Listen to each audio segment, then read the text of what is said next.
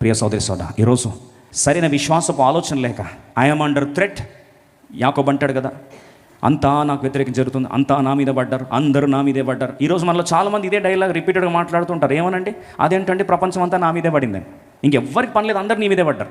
అదేంటండి, నా కుటుంబం నా మీదే పడింది, నా శత్రులు నా మీద పడ్డారు, ఉద్యోగాలు నా మీద పడ్డారు, బాస్ నా మీద పడ్డాడు, లాస్ట్కి చర్చలు కూడా నా మీద పడ్డారు, సేవకుడు కూడా నా మీదే పడ్డాడు. అదేంటండి, అందరూ నా మీదే పడ్డారు, ఇంకెవ్వరికి పని లేదండి. పాపం అందరు యాకోబు మీదే పడతారు.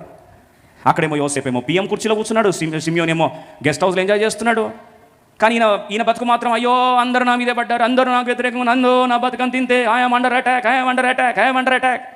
ఈ చెప్పేసరికి నువ్వు టెన్షన్ పడిపోయి, అంతే అండి బాధలు ఇంతే, దేవుడు మర్చిపోయాడండి, దేవుడు విడిచిపెట్టాడండి, అదేంటో అండి, దేవుని నమ్ముకున్న రోజు నుంచి కష్టాలు కూరలు చేసుకుని తరుగుతూ ఉన్నాయండి. దీని బదులు దేవుని ఉద్దేశించుకుంటే మంచిది. ఆ రోజు బేతేలు ఎందుకు ప్రాణం చేశాను, పెనియల్లో ఇస్రాయల్ ఎందుకు మారాడు, నా బతుకు అలాగే ఏసావుని కొట్లాడుకుని ఇంట్లో కూర్చుంటే బాగుండని ఆలోచిస్తూ కూర్చుంటావు.